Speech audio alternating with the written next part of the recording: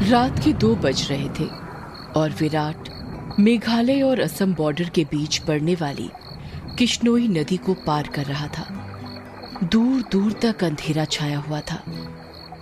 एक गहरे सन्नाटे ने किश्नोई नदी को घेर कर रखा हुआ था और उसी नदी के ऊपर काले बादल मंडरा रहे थे, जिन्हें देखकर ऐसा लग रहा था कि किसी भी पल वो बरसने वाले हैं। नदी में घुटनों तक पानी था जो धीमी रफ्तार के साथ बहे जा रहा था। विराट के एक हाथ में मोबाइल का टॉर्च था तो दूसरे हाथ में साइकिल का हैंडल। विराट पैदल पैदल मोबाइल के टॉर्च की रोशनी के सहारे नदी पार कर ही रहा था कि तभी उसका मोबाइल बजने लग जाता है। विराट फोन उठाते हुए कहता है, हाँ वन्ना बोलो। मोबाइल के अंदर से एक औरत की आवाज सुनाई देती है। कहाँ तक पहुंचे आप जी? किश्नोई नदी तक पहुंच गया हूं वन्ना, बस ये किश्नोई नदी पार की और फिर मैं सीधे तुम्हारे पास। वन्ना की घबराते हुए आवाज सुनाई देती है। क्या कहा? किश्नोई नदी पार कर रहे हो आप? और नहीं तो क्या, अब तुम्हें तो पता ही है कि बंगलामुडा गांव से रोगंकामुचा गांव जाने का एकमात्र यही रास्ता है और वो भी नदी पार करके जाना पड़ता है। आपको इतनी रात में वापस नहीं आना चाहिए था, ग्रेवयार्ड कोठी में ही रुक जाना चाहिए था। आपको पता है ना नदी के पास वो घूमती है। विराट हैरानी के साथ पूछता है, वो घूमती है मतलब? आपको सब पता है पर फिर भी आप जानबूझकर ऐसा बोल रहे हैं ना? माँ जी ने बताया था ना कि नदी पार करते वक्त उसका नाम नहीं लेना चाहिए वरना वो सच में आ जाती है। वंदना, तुम भी ना कहाँ माँ की बातों में आ गई। लगता है माँ ने तुम्हें भी यक्षिणी की कहानी। विराट अपनी बात पूरी करता उससे पहले ही वंदना घबराते हुए कहती है, चुप हो जाओ जी। हे काली माँ, मेरे पति की रक्षा करना और अनजाने में इनसे जो अनर्थ हुआ है उसके लिए माफ कर देना। अब ये कभी उसका नाम नहीं लेंगे। विराट हंसते हुए कहता है, क्या वंदना, तुम भी ना, ये यक्षिणी वक्षिणी कुछ नहीं होती, समझी तुम? ये सब बस मनगढ़ंत बातें हैं जो गांव वालों ने बनाई है और कुछ नहीं। आप नहीं मानते तो मत मानिए, पर मैं तो मानती हूँ। आप ना जल्दी से आ जाइए बस। हाँ वन्ना, आ रहा हूँ, बस ये नदी तो पार कर लूँ पहले। अच्छा मैं रखती हूँ। अरे ऐसे कैसे? तुम्हें नहीं लगता तुम कुछ भूल रही हो? मैं भूल रही हूँ? क्या भूल रही हूँ? यक्षिणी के बारे में याद रख सकती हो, लेकिन ये याद नहीं रख सकती कि आज हमारी शादी की सालगिरह है। गलती हो गई जी, माफ कीजिएगा। आपकी फिक्र में तो मैं भूल ही गई थी। विराट मुंह बनाते हुए कहता है, अब भूल गई थी तो उसकी सजा तो मिलेगी तुम्हें। सजा के लिए तैयार रहना। वन्ना प्यार से पूछती है, अच्छा तो क्या सजा देंगे आप? तुम्हारी सजा ये है कि तुम्हें आज रात भर जागना पड़ेगा। वन्ना शर्मा जाती है और शर्माते हुए कहती है, आप भी ना कैसी कैसी बातें करते हैं आप। अरे अपनी पत्नी से ऐसी बातें नहीं करूंगा तो किससे करूंगा? ठीक है, आ जाइए, मैं इंतजार कर रही हूँ आपका, जल्दी आना। वन्ना फोन कट कर देती है और विराट वापस से नदी पार करने लग जाता है। अभी विराट ने 1-2 कदम ही आगे बढ़ाए थे कि तभी उसको पायल बजने की आवाज सुनाई देती है। विराट को लगता है कि उसके पीछे से कोई लड़की भागते हुए निकली हो।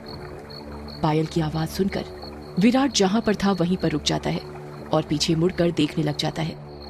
जब वो पीछे मुड़ता है तो सिवाय अंधेरे के उसे कुछ दिखाई नहीं देता। उसके पीछे कोई नहीं था। ये वंदना भी ना यक्षिणी का नाम लेकर मेरे मन में उसका वहम डाल दिया और वही वहम डरा रहा है अब मुझे। और वैसे भी मैं तो खुद यक्षिणी से मिलना चाहता हूँ। बड़े चर्चे सुने हैं उसके, सुना है बड़ी खूबसूरत है। इतना कहकर विराट वापस से आगे बढ़ने लग जाता है।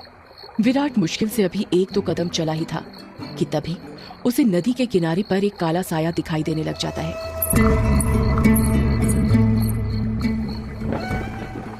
उस काले साए को देखकर विराट के कदम अपने आप थम जाते हैं। साए को देखकर ऐसा लग रहा था कि जैसे वो विराट का ही इंतजार कर रहा था।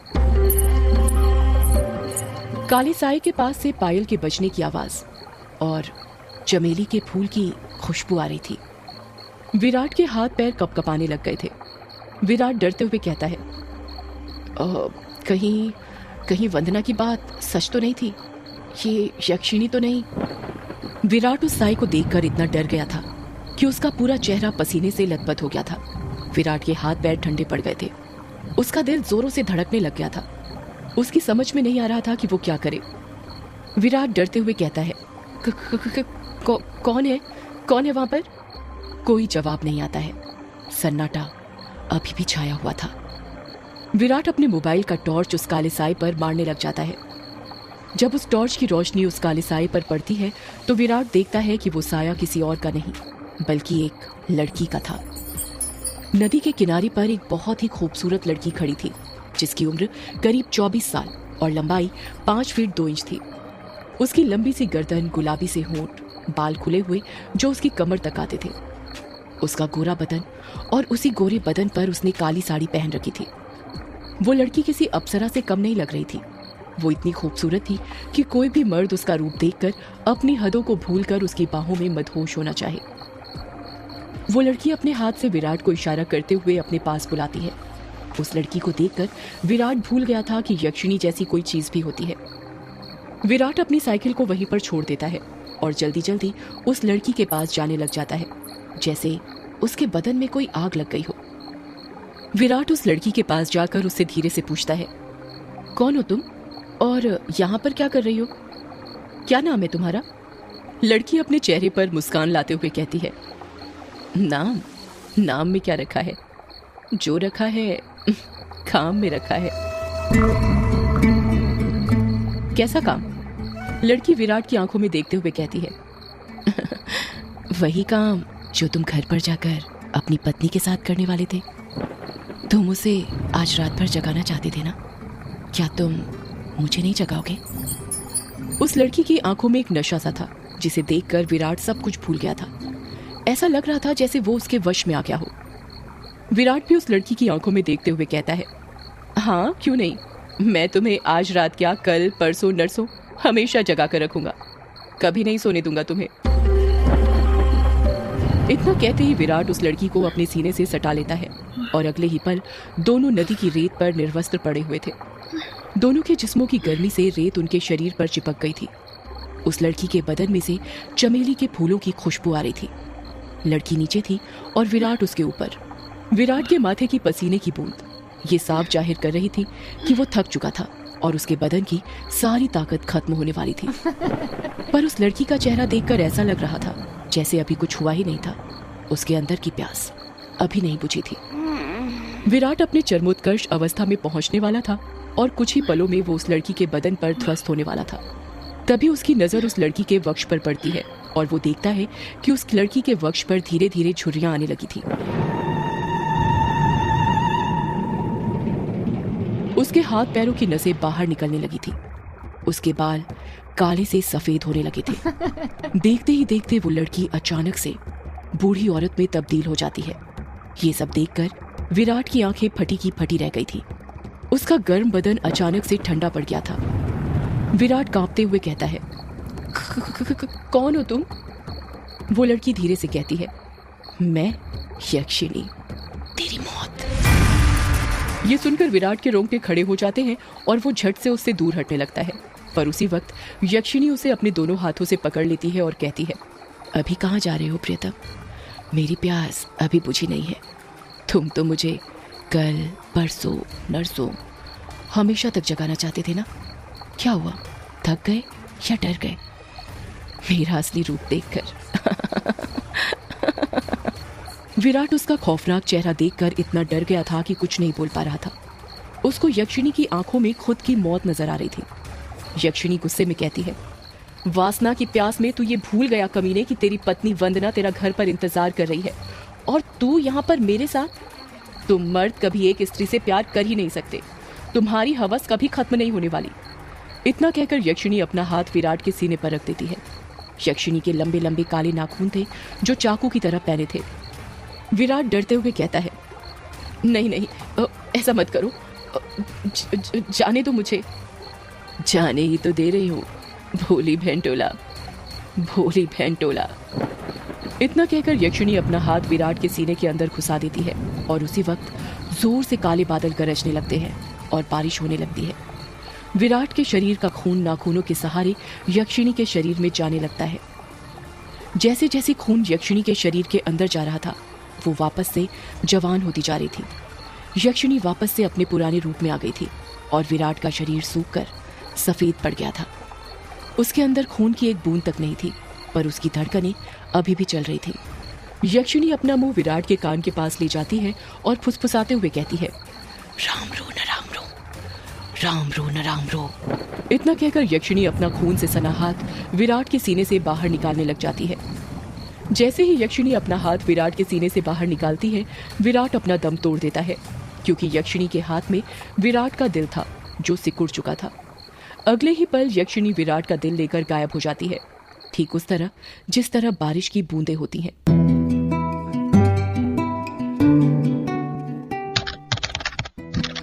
टाइपराइटर के बटन दबने की आवाज सुनाई दे रही थी। एक आदमी जो कि कोट पैंट पहना हुआ था, एक बंद कमरे में सफेद टाइपराइटर के ऊपर कहानी टाइप कर रहा था। उस आदमी ने बड़ा सा गोल चश्मा पहना हुआ था।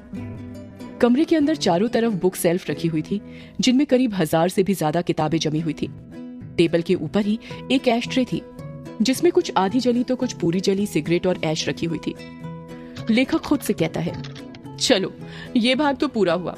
अब दूसरे भाग में वंदना अपने पति की मौत का बदला लेगी, साथ में यक्षिणी के अभिशाप का पता लगाएगी और उसे इस अभिशाप से मुक्ति दिलाएगी।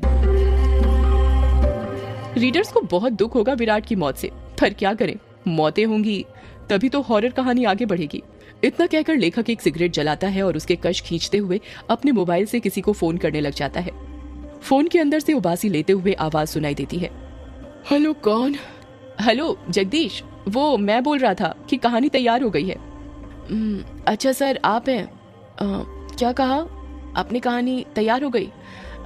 ये तो बहुत अच्छी बात है सर, पर बुरा मत मानिएगा सर, ये बात आप मुझे सुबह भी बता सकते थे। इतनी रात में कॉल करने की क्या जरूरत थी? लेखक सिगरेट का कश खींचते हुए कहता है, क्या कहा इतनी रात में? आखिर अभी वक्त ही क्या हुआ है? बस। लेखक ने इतना ही कहा था कि तभी उसकी नजर उसके हाथ की पुरानी सी वॉच पर पड़ती है और वो देखता है कि रात के 3:05 हो रहे थे। लेखक अपनी गलती महसूस करते हुए कहता है, अरे 3 बज गए, इतनी रात हो गई, मुझे तो पता ही नहीं चला, मुझे तो लगा अभी 9-10 बज रहे होंगे। कोई बात नहीं सर, मैं समझ सकता हूँ, आप इतनी लगन के साथ कहानी लिखते हैं कि आपको वक्त का एहसास ही नहीं होता। हाँ ये तो है, देखना जब ये किताब आएगी तो लोगों के रोंगटे खड़े हो जाएंगे। रात रात भर जाग कर ये कहानी लिखी है मैंने। वो तो होनी ही है सर, आखिर आपकी कहानी में जान होती है, इतनी जान कि सोए हुए मुर्दों को भी जगा दे और उनको भी कहानी सुनने के लिए मजबूर कर दे। वैसे अभी जो कहानी आपने लिखी है उसका नाम क्या है? इस कहानी का नाम है यक्षिणी एक डायन। मोबाइल के अंदर से हैरानी के साथ आवाज सुनाई देती है, क्या कहा सर? यक्षिणी? हाँ यक्षिणी, क्या हुआ, तुम इतने शॉक्ड क्यों हो रहे हो? सर मैंने सुना है ये जो यक्षिणी है ये आपके गांव के पास जो किश्नोई नदी है वहां पर घुमा करती है और मर्दों के साथ वो सब, यानी वही सब करके उन्हें मार देती है। हाँ तो सर आपको डर नहीं लगता जिस गांव में यक्षिणी घूमती है वहीं पर रहकर उसके बारे में कहानी लिखकर, अगर यक्षिणी ने आपको कुछ कर दिया तो? जगदीश, यक्षिणी इतनी बुरी नहीं होती जितना गांव के लोग और तुम सब समझते हो। मतलब ये कि यक्षिणियां बहुत अच्छी होती हैं, इतनी अच्छी कि दूसरों की खुशी के लिए अपना सब कुछ कुर्बान करने के लिए तैयार हो जाएं।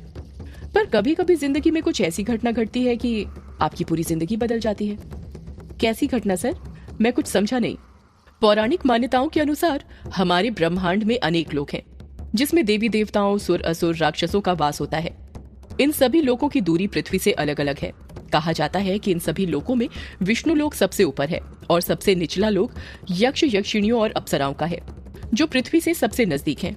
जो लोग पृथ्वी के सबसे नजदीक हैं, उस लोक के देवी देवताओं की पूजा करने से